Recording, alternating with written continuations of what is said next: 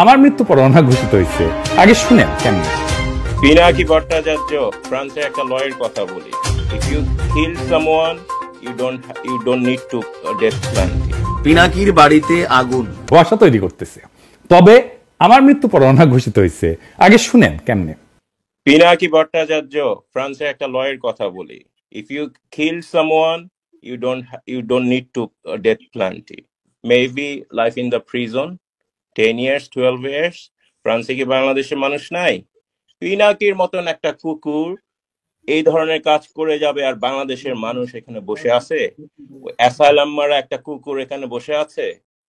এই কুকুরটা গলা কাইটা যদি এখানে কোনো মানুষের ডেথ পেনাল্টি হবে না, life in the prison. I am challenging. I am sorry. সে বলতেছে ফ্রান্সে তো খুনের শাস্তি 10 বছর জেল, ফাঁসি তো দিবে না, তো পিনাকে খুন করে না কেউ কেন ফ্রান্সে? হাসিনা এক বক্তৃতায় গেল ক্ষমতা, আর এক বক্তৃতায় গেল 32 নম্বর। আলহামদুলিল্লাহ, আমার শহীদ মৃত্যু হইলে না বাংলাদেশে আমার ক্ষুদ্র ভ্রাতার ভগিনেরা ছোট বড় মাঝারি কমল কঠোর বাকশালীদের আস্ত রাখবে না, ছানা বানা করে ফেলবে। আমার মৃত্যুতে বাংলাদেশ পুত পবিত্র হবে। আমার সত্যি যদি মাইরা ফেলায় বাংলাদেশে যেন কোনো বাকশালী রক্ষা না পায়। আমার মৃত্যুর খবর বাংলাদেশে পৌঁছানোর 24 ঘন্টার মধ্যে কাম ফিনিশ করে দিবে। এইখানেই শেষ না, আমি ওদের জন্য নরকের দরজায় হাজির থাকবো। ওদের জান ওইখানে আমি কালা কালা করে দেব।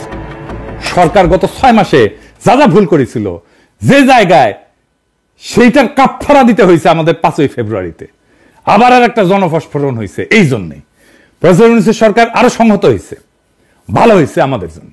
অপারেশন ডেভিল হান্ট শুরু করতে পারছে।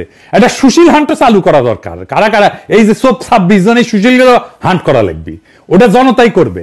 যাই হোক, আবারও কিন্তু আমাদের অর্জন ধুলায় মিশে যেতে পারে যদি আবার আগের আলস্য কাটায় উঠতে না পারে। আগের আলস্য আর সিদ্ধান্তহীনতা, অবিবেচনা প্রসূত নিয়োগ চলতেই থাকে। আমি 7ই আগস্ট কি লিখেছিলাম দেখেন, লিখেছিলাম এমন হয়েছে বাংলাদেশের ক্ষমতা এখন হাসিনার বদলে সুপ্পু। তাহলে এত রক্তপাত এত প্রাণদানে লাভ হইল কি? বিপ্লব মানে গণক্ষমতা, সেই বিপ্লব তো সুপ্পুর অনুমোদন নিয়ে কাজ করবে না। সুপ্পু কেন আবদার করে? একে আজাদ কেন এর মধ্যে ঢুকে? ছাত্রদের মতামতে সর্বোচ্চ গুরুত্ব দিতে বলছি। সেখানে তো এটাই বলি নাই যে একে আজাদের পরামর্শ নিয়ে কাজ করতে হবে। এটা তো বলি নাই যে ডিজিএফআই চিফের সাথে আলাপ করতে হবে। এই তত্ত্বাবধায়ক সরকার যদি ইন্ডিয়ান লাইসেন্সার দিয়ে ভর্তি হয় তাহলে কলে জান কালা কালা করে দেবো, করে দিছিলাম কলে, বুঝাও। আর এই প্রক্রিয়া বুঝে হোক না বুঝে হোক যারা বিপ্লব বেহাত করে দিচ্ছে তাদের আমরা ক্ষমা করব না। দেখেছিলেন আমি ঠিক সময় মতো ঠিক কথা কইছিলাম, যা আমি আগে কইছি সেটা পরে ঠিক হয়েছে, পরে আবার আমাদেরকে এসে আবার এটা ঠিক করে নিতে হয়েছে। এই যে দেখেন মনির হায়দারকে বিশেষ সহকারী হিসেবে নিয়োগ দেওয়া হয়েছে। আমি চিনি তারে, আমি অপছন্দ করি না, পছন্দই করি, কিন্তু মনির হায়দারকে আপনারা চিনেন না, তাই না? আমেরিকা প্রবাসী এক সাংবাদিক। আচ্ছা বলেন তো, প্রফেসর ইউনূসের একজন আমেরিকা প্রবাসী সাংবাদিক দরকার। আপনার কার নাম মনে ভাইসে আসে? মনে মনে বলে চিন্তা করেন যোগ্য ক্যান্ডিডেট হিসাবে। কনক সরোয়ার ইলিয়াস, তাই না? কনক সরোয়ার তো পিএইচডিও করেছে। তার অ্যাক্টিভিজম এমনই হাসিনারে প্যারা দিছে যে তার বোনকে জেলে নিছে তারে না পাইয়া। কনক দারুণ জনপ্রিয় তো। আমার ইলিয়াসের নানা সমালোচনা আছে, কিন্তু কনকের নামে আছে কোনো সমালোচনা নাই তো। কনক তো সবচেয়ে যোগ্য এই পজিশনের জন্য, ইলিয়াসও যোগ্য। কনক বা ইলিয়াস যদি বিশেষ সহকারী হতো তাহলে সারা দেশে আনন্দের বন্যা বয়ে যেত। এই সরকার রাজনৈতিক সরকার না, তার তো সলিড অ্যান্টিফেসিস দক্ষ জনপ্রিয় লোক দরকার এইসব পজিশনে। কনক কি পরিমাণে দাবরেনের উপরে রাখতো আওয়ামী লীগকে চিন্তা করেন, কিন্তু সেটা করবে না। শুনলাম আলী রিয়াজ আর বদিউল আলম মজুমদার রিকমেন্ডেশন না হয়েছে। তো আপনি যে আয়নাঘর দেখতে যেতে পারেন না, এখনো পারতেছেন। এই ছাত্র জনতা তার শক্তি যে দেখাইছে ধানমন্ডি 32 নম্বরে, সেইটাতে আলী রিয়াজ করে দিচ্ছে, এটা দেয় নাই। এটা তো করে দেওয়ার শক্তিও নাই, সামর্থ্য নাই। ওই ধানমন্ডি 32 নম্বরের সামনে কনক গিয়া দাঁড়াইলে, ইলিয়াস গিয়া দাঁড়াইলে লক্ষ লক্ষ পাবলিক যে আনন্দে চিক্কুর মারবে, ওই চিক্কুরের প্রতিধ্বনিতে 32 নম্বর ভাইঙ্গা খান খান হয়ে যেত, বুলডোজার লাগতো না।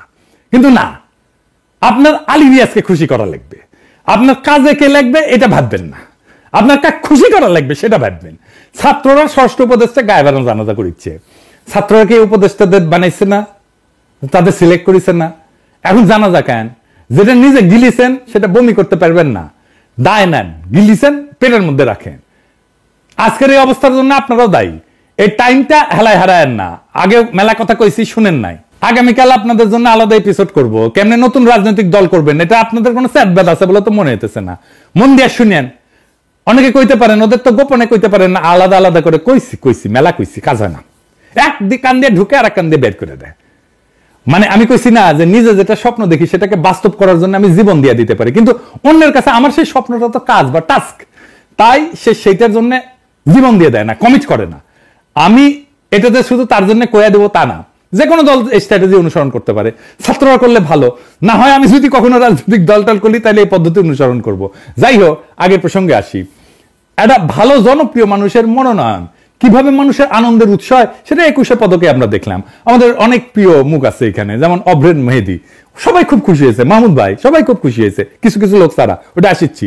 শহীদুল আলম এই জন্য জনপ্রিয় মুখ লাগে, যদিও মাহমুদ ভাইয়ের পিছে বামেরা লাগিয়েছে, সেটা একটু বুঝে আসি। আসেন,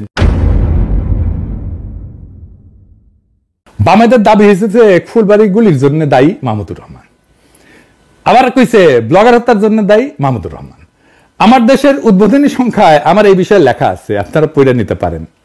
এই যে এটা, আর এটা হইতেছে এই যে কল্লোল মুস্তফা, এটা হইতেছে আনু মোহাম্মদের লেসপেন্সার, তীব্র ইসলামোফোব। কেমন ইসলামোফোব আপনার এক্সাম্পল দিই। আগে বিদেশি সাংবাদিক আমার ফোন দিয়ে কইল যে একটু পরিচয় করায় দেন কল্লোল মুস্তফার সাথে, আমরা একটা সাক্ষাৎকার নিব আর কি। তো আমি তাকে ফোন দিই, ফোন ধরে না, মেসেজ দিই, দেখে রিপ্লাই দেয় না। কেন? পরে জানলাম যে আমি হেফাজতের পক্ষে লিখেছি, মানে আমি লিখলাম হেফাজতের পক্ষে, তাই আমার ফোন ধরা যাবে না, এতই ব্রাহ্মণ হই।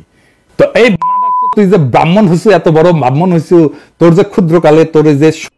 দর্শক, স্ক্রিনে আমরা পিনাকির কাছ থেকে জানলাম যে তার উপরে কত বড় ধরনের মহা বিপদ চেপে বসেছে এবং শেখ হাসিনা বর্তমান আওয়ামী লীগের সকলেরই টার্গেট পিনাকিকেই উৎখাত করা। এ বিষয়ে অন্তর্বর্তীকালীন সরকারকে দ্রুত আইনি ব্যবস্থা গ্রহণ করতে হবে তার নিরাপত্তা নিয়ে। আপনারা এই বিষয়ে কমেন্টে জানান, কেউ ভিডিওটি স্কিপ করবেন না। এবার তার গ্রামের বাড়িতে সরাসরি অগ্নি সংযোজন ও কতটা রিস্কের মধ্যে আছে তার পরিবার, বিস্তারিত এই রিপোর্টে।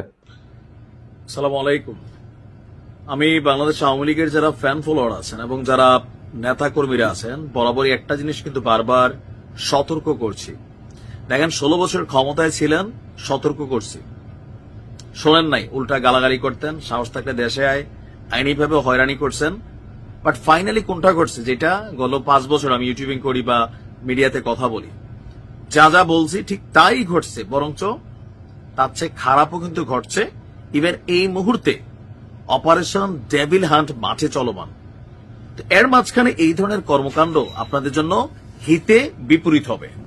গতকালকে থেকে আওয়ামী লীগের যে অফিসিয়াল ফেসবুক পেজগুলো আছে, ভেরিফাইড, নন ভেরিফাইড, তো ভেরিফাইড কোনটা যেটা ব্লু টিক দেওয়া, নন ভেরিফাইড কোনটা যেটা ব্লু টিক দেওয়া না। আর গ্রুপ সম্পর্কে বলি, ফেসবুকে প্রোফাইল বা পেজ ব্লু টিক হয়, কিন্তু কোন গ্রুপ এটা কিন্তু ব্লু টিক হয় না। সো এই জায়গাতে মানুষ একটু কনফিউশনে পড়ে যায়, সত্য নাকি মিথ্যা। উপরে লেখা থাকে যে Bangladesh Awami League supporter, Bangladesh Awami League official fan page. এখন এটা কোনটা সত্য কোনটা মিথ্যা, আসলে আওয়ামী লীগের এরকম কোন গ্রুপ নাই। কেন কথাটা বললাম, গেল কয়েকদিন আগে এই যে পিনাকির বাড়িতে আগুন, মুহূর্তে ভাইরাল। আবার দেখি আমরা ঘটনার প্রেক্ষাপট আসলে কি ছিল, কতটুকু সত্য মিথ্যা। ঠিক আছে, পিনাকি ভট্টাচার্যের বাড়ি হচ্ছে বগুড়া শহরে, তো তিনি এখন আছেন কোথায়? ফ্রান্সে। তার বাবা কি জীবিত? না। মা? না। দেশে কে আছে? তার বাড়িতে এই মুহূর্তে কেউ নাই। পৈতৃক ভিটা আছে সেখানে। দীর্ঘদিন তিনি ফ্রান্সে কিন্তু মানে কি বলা হয় যে তিনি বসবাসরত আছেন। বাংলাদেশে আপাতত আসতে পারতেছেন না, তবে খুব শীঘ্রই আসবেন।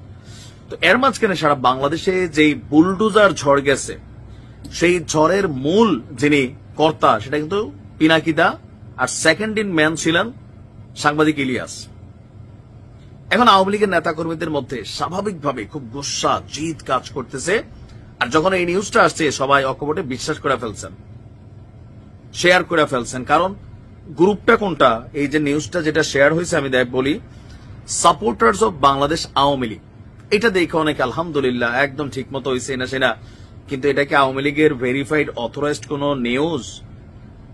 এখন আপনি তো দেখতেছেন যে আওয়ামী লীগের সাপোর্টার ভাই এরকম হাজার খানেক পেজ গ্রুপ আছে যেগুলো ব্লুটিক ছাড়া। এখন এই পেজগুলোর খবরের ঝামেলাটা কোথায় পাকায়? প্রথমত পিনাকি দাদার বাড়িতে আগুন লাগে নাই, এই মুহূর্তে রাতের আধারে হয়তো কেউ কোনো ঘটনা ঘটানোর চেষ্টা করলেও করতে পারে, বাট তার বাড়িটাও নিশ্চয়ই ওয়ান কাইন্ড অফ পাহারার মধ্যে আছে, বুঝতে হবে। আওয়ামী লীগ ক্ষমতায় থাকতে শেখ হাসিনার বাড়ি যেমন নিরাপদ ছিল, আওয়ামী লীগের এমপি মন্ত্রীদের বাড়ি যেমন নিরাপদ ছিল, বগুড়া শহরে এখন যদি নিরাপদ কোন বাড়ি থাকে, এটা পিনাকি দাদার বাড়ি। ওইখানে দুর্বৃত্তায়ন করতে, যে কোনো ঘটনা করতে অনেক হিসাব নিকাশ করেই মানুষ যারা করার তারা চিন্তা করবে। এখানে নর্মালি কোন মানুষ সাহস করবে না। তো ফেসবুকে যে আসছে গুজব, এখন এই গুজবে কার ক্ষতি হয় জানেন? আওয়ামী লীগের নিজের ক্ষতি হয়। কিভাবে? প্রথম, মানুষের কাছে হাস্যকর কিছু ইস্যু তৈরি হয়। নাম্বার 2, ডক্টর ইউনূস পদত্যাগ করছে, একটা গুজব ভিডিও ভাইরাল হয়েছিল, খেয়াল আছে তো? ফেনীর মধ্যে না জানি নাঙ্গলকোট মধ্যে কোন জায়গায় জানি আমি নিউজটা দিছিলাম, এই 20-30 জন যুবলীগের পোলাপাইন নাইমা এলাকার মধ্যে বাজারে মিছিল টিছিল দিয়া অস্থির ভাই, একটু করে পুরো বাজারের থেকে আউট মানে বিএনপি নেতা কর্মীরা, লোকাল পিপল, থানার পুলিশ বের দিয়া ধরে মাইরিয়া জেলে লইয়া গেছে গা। এখন তারা মনে করছে এরকম খবর দেখা যে সত্যি ডক্টর ইউনূস পদত্যাগ করছে, এবার তো আমরা আবার এলাকার কিং, কই গেলি রে গুন্ডারা, আইসে তোর বাবার মাঠে নেমে গেছিল লাঠিচুটা নিয়ে, পরে সবাই এখন কারাবাস করতেছে। বুঝতে পারছেন? আপনারা যখন এইসব পেজে কোনো মানে এই পেজগুলা কারা লিড করে বা এই গ্রুপগুলা কারা লিড করে জানি না, তবে কোথাও না কোথাও নিশ্চয়ই আওয়ামী লীগ কর্তৃক হইতে পারে, আবার বিএনপি জামাত কর্তৃক হইতে পারে, কারণ কে যে কার পেজ চালায় এটা গ্যারান্টি নাই। সাংবাদিক ইলিয়াসের নামে মনে হয় যে 2000 পেজ আছে, বাট ওনার রিয়েল পেজ কোনটা? আজারি হুজুরের নামে আছে মনে হয় 5000 পেজ, ওনার রিয়েল পেজ কোনটা? রিয়েল পেজের থেকে ফেক পেজে ফলোয়ার বেশি থাকে।